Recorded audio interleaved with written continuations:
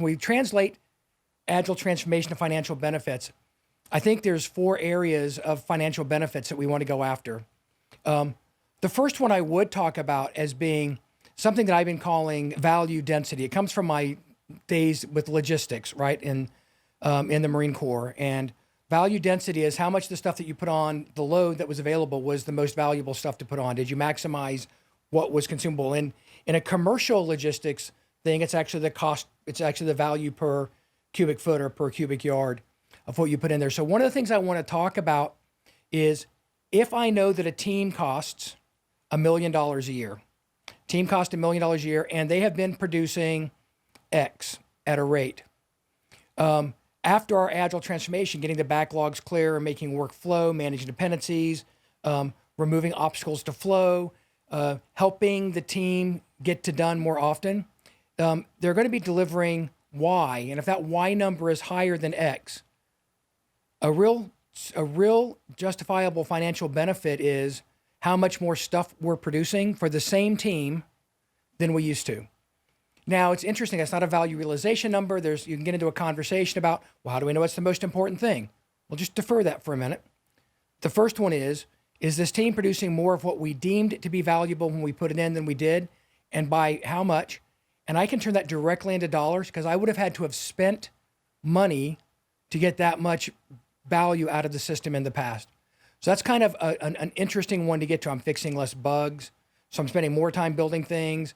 I'm delivering more value because my throughput has gone up because we've leaned out our process. I can turn that directly into dollars. That's like one angle is throughput.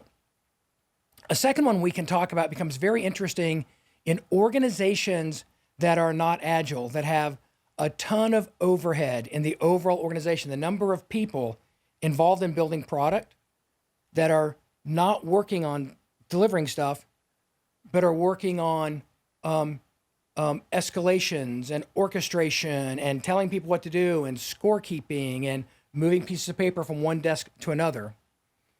One of the places we can talk to is the number of people in the organization that are not enabling or supporting, but are actually doing work, producing work for the customer. That becomes an interesting thing to be able to track. And that's actual people that, you have these controls in place in your organization around capitalization probably today. So if I'm moving more people into producing things, not fixing bugs, not orchestrating, not developing requirements up front, there's a whole thing around that, how you go about reducing total headcount costs. So a lot of times it's not throughput for the team. There's a larger cost, a larger people cost in the system. The third thing that we can get, so I have more people producing value, fewer people orchestrating. In some cases, we can increase capitalization because of that. In some cases, we can repurpose people to value producing work. So I can show a cost benefit from that. The third area that comes out, it's a little bit bigger now, is the total cost of ownership. And so one of the things that we'll find in total cost of ownership is when we're in the factory mode, just shoving stuff through the system, we tend to end up increasing the cost of maintaining and monitoring and operationalizing the software product over time. And so what we want to be able to get to is what is the cost of the total cost of ownership picture, because getting the same amount of stuff out, but having much lower cost in my organization is a good place to be. So that becomes an interesting topic, total cost of ownership and trade-off of work I'm doing today versus the cost of running it over time. The fourth one, and the most difficult one to get to, and these, if you look at these, kind of build on each other too. The fourth and most difficult one to get to is, did I in fact achieve the goal in the market that I went after? Did I get the changes in customer behavior that led to more purchases or more stickiness that I was going for with the work that we do?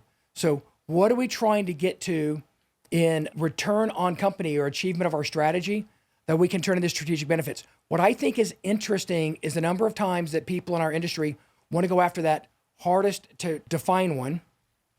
And we want to go after if we can go after those first three, they're actually more tangible from a CIO standpoint. They're more tangible from a cost of justification of actually transformation and hiring agile coaches and driving things, because we can show that every dollar spent in remediating our code increases our throughput by a certain amount. Every dollar spent hiring a coach decreases the number of people we need doing overhead and things like that. So there's some very, very clear information that goes into driving the right behaviors through what we're reporting. When we report only on getting more valuable stuff out the door, we tend to break things organizationally, and people start trying to shove more in.